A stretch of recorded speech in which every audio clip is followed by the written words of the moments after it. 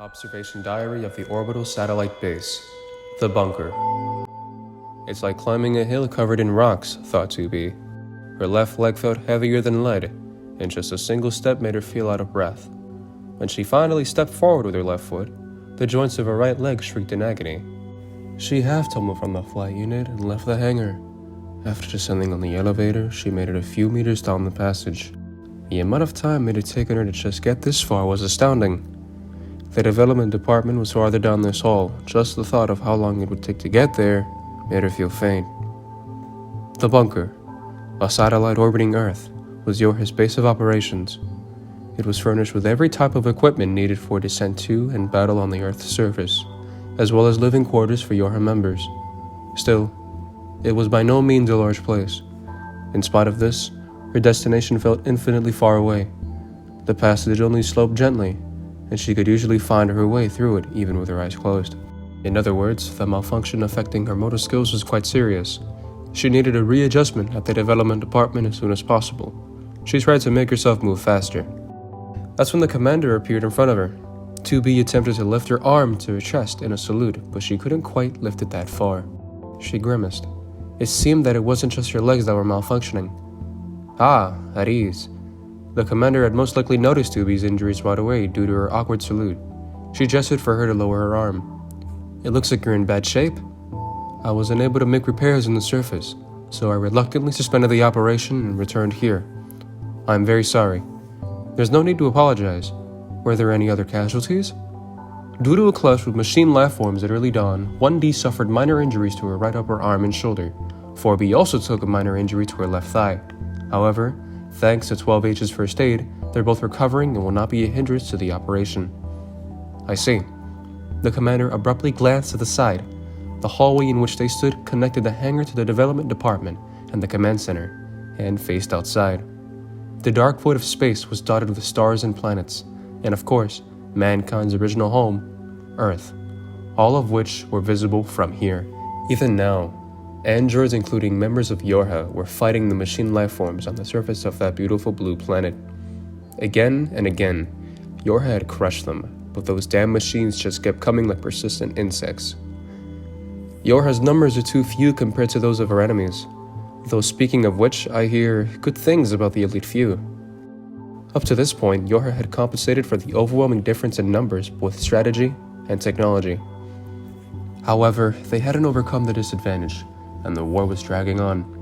2B had thought they just needed to put forth an even greater effort, but that was wrong. So don't try to do the impossible, alright? A smile rose to the commander's lips. Sometimes the commander smiled in this perplexingly kind way. She conducted herself in a strict manner befitting of a leader, composed and sharp, like a honed blade. There was no doubt in 2B's mind that incalculable suffering and conflict lay hidden behind the commander's occasional smile. Commander, she began to speak, but stopped herself. This is my own problem, 2B decided. Never mind, it's nothing. The commander's smile disappeared. In its place came calm words. However harsh our mission may be, we must see it through. We, Yorha members. We, Yorha members, 2B silently repeated. We have experienced hardship, but we have never harbored resentment toward our duty. However, whatever duty we may have, all of the responsibility rests with me. Don't forget that. It was as if the commander had completely read her mind. 2B had thought that when their mission was finished, the weight that had accumulated would be hers alone to bear. No, she still thought that. Even so, the commander's words echoed in her heart. Glory to mankind. This time, 2B was able to raise her left arm to her chest.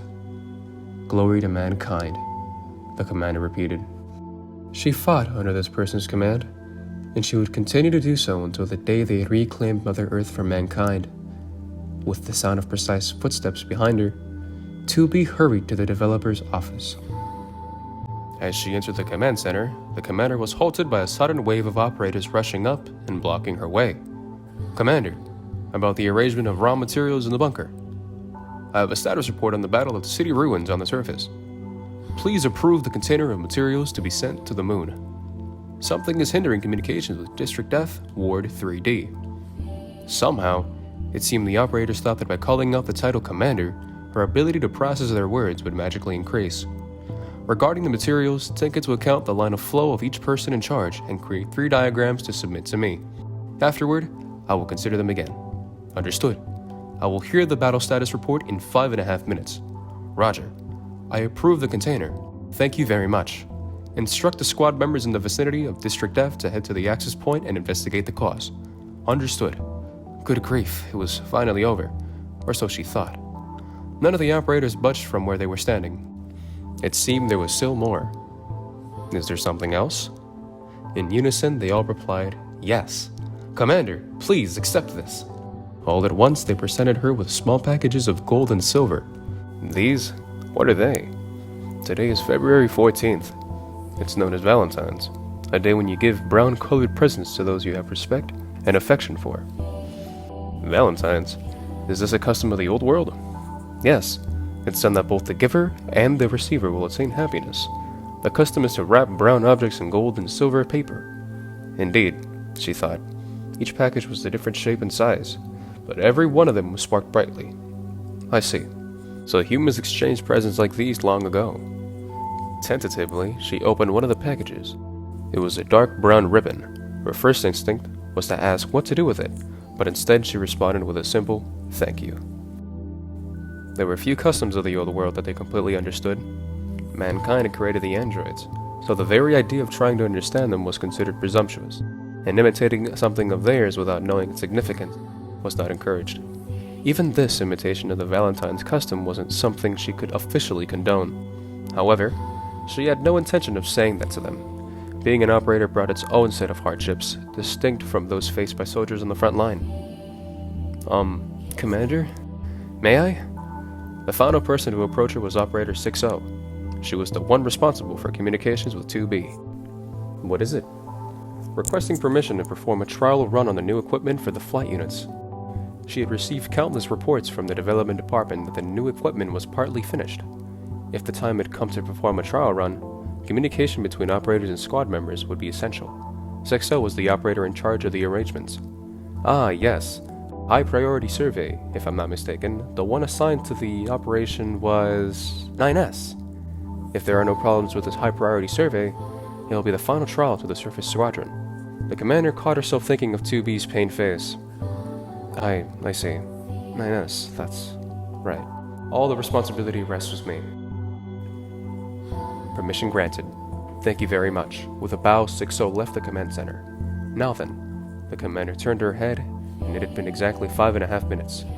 Let's hear the status report on the surface battle. Operator 6-0 awkwardly hurried toward the hangar, nervous about the possibility of passing anyone in the hallway. Well, no, she told herself. If it happened, it happened. She was simply on her way to talk to someone about communications, so there was no reason for her to be embarrassed. Her body slid through the opening door, its slowness seemingly directly proportional to how impatient she was feeling. Swift mobilization requires swift equipment. She considered including the thought as a bullet point in an upgrade request. 210, are you here? Operator 210 appeared from the shadow of a flight unit that was equipped with a catapult. She was still in the middle of inspection. Good timing. 6-0 got right to the point. We have permission to perform the trial run. To 6-0's surprise, 210 barely reacted. Could she have forgotten the details of the trial? The new equipment? 6-0 persisted. The stuff for the flight units. A puzzled frown appeared on 210's face. She seemed surprised. Is that all? Huh? Is that all? This time it was 6-0 who appeared puzzled. Why the heck would 210 be surprised? You could have informed me with one transmission. Deliberately coming all the way here was unnecessary. Well, that's true. 6-0 searched for the right words to refute 210's uncalled-for statement. But, if I just done it the normal way, I wouldn't get enough exercise. 210 raised an eyebrow as if to say, so what? Besides, isn't it important to properly take a look at the actual equipment? Hey, what do you think? Isn't that like us? Perfect? It's like, it's our duty as operators to expect perfection in everything, right? Yeah. 6-0's reply was so energetic that 210 finally nodded in agreement. That's probably true. Once he hears his new equipment, I'm sure he'll make a mess of it. He's full of curiosity, that 9S. 210 shrugged. But her tone, unlike her words, was kind. It always seemed that way whenever 210 talked about 9S, the Yohara android for whom she was responsible. I totally get it, thought 60, as she leaned forward. Her own partner was different, but as an operator, she felt the same way. 2B2, she's always been super rash. Like S-types, B-types also have a tendency to make a mess of things. The former because of their overwhelming curiosity, the latter because they didn't consider their own safety. It was why they could fight without hesitation, even on the front lines when bullets were flying. They'll say, looking at this place is so exciting. It's their special quality, so I know I can't help it, but I wish they could act with a little more restraint. But even if you told them that, it wouldn't do any good. So, the two of them said in unison, preparation is important. The exchange of information between operators was also important. Even if it seemed like a trivial conversation, it was still new knowledge. The accumulation of such modest information could lead to a hint for a significant decision, or become a signal to evade danger. In short, for operators, everything in their daily existence was connected to their duty. It was their everyday duty. 60 and 210 chatted for just a short while after confirming a few notes and changes. Of course, 210 didn't pause her work. Done. Sorry to keep you waiting.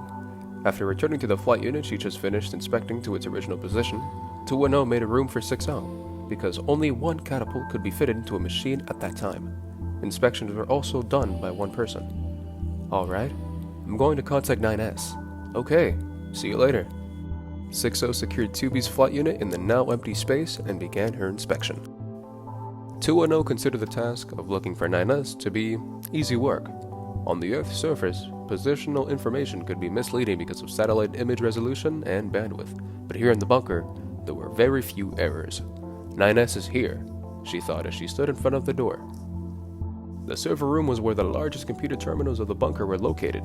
9S spent time in here analyzing enemy defenses and new hacking patterns. He loved that kind of detailed, hands-on work. Outside of sortie orders, he was always working in here. His intensity and ability to concentrate were so great that he often didn't even notice the sound of the door opening. Look at that! I knew it, 210 thought to herself. 9S was staring intently at a computer terminal and didn't even realize that 210 had entered the room. The goggles he was wearing made it impossible to tell. But 210 had no doubt that his eyes were shining as he immersed himself in his work. Human children would apparently forget the time when engrossed in the activity known as playing with a toy. Wouldn't that describe how 9S looked at this very moment? 9S had once stopped here on his way to the hangar, and had looked so focused that no one said anything to him. He ended up staying for over 3 hours. That was when 210 knew she needed to tell him to stop being irresponsible and to take breaks. Suddenly, 9S's shoulders shook with a start, as if someone had surprised him by yelling "boo" from behind. Operator? What? Both shoulders lowered as he turned to face 210. Don't what me? How many times have I told you mustn't work such long hours without a break? Yeah. One affirmation will suffice. Fine, came the disgruntled reply. Please disconnect from the computer terminal. I'm going to explain our next operation. Huh? Can't I listen to it like this? Negative. You would not receive sufficient exercise. She couldn't believe she was using 60's words from just a short while ago. But exercise was far more important for 9S than 60. Let's take a short walk. 9S moved away from the terminal with reluctance. Where's our next operation? The abandoned factory, a survey of the ruins as well as the surrounding area. Aw man, you mean I'll be by myself again? That gets so lonely. 9S's shoulders fell in disappointment, but he raised his head to look at 210. Operator, can't you come with me?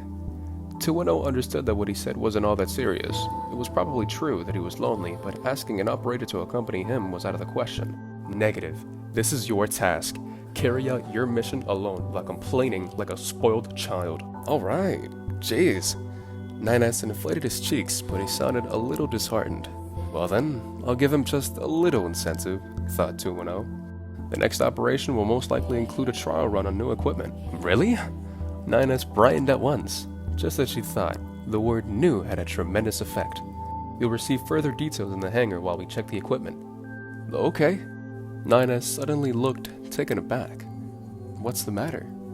Come to think of it, something about him had been a bit strange earlier. 210 had assumed that it was just her entrance that had him surprised, but he hadn't been looking in her direction. something else had caught its attention. Something's bothering me. What is it? Ninus's gaze swept around the room like he thought someone was watching them. He shook his head. Nah, there's no way. It's my imagination. Maybe I'm just tired. That's why I've told you over and over to take breaks at fixed intervals. Yeah, one affirmation. When she was done with her explanation of the new equipment, she needed to advise him to rest, no matter what. An accumulation of fatigue was very likely to be a hindrance to an operation. With this thought in her mind, 210 urged Ninus to leave the server room. Before he left, Ninus looked around just once more. But of course, no one was there. With no indication that anyone was inside the server room, 2 words appeared on the screen of a large computer terminal. End transmission.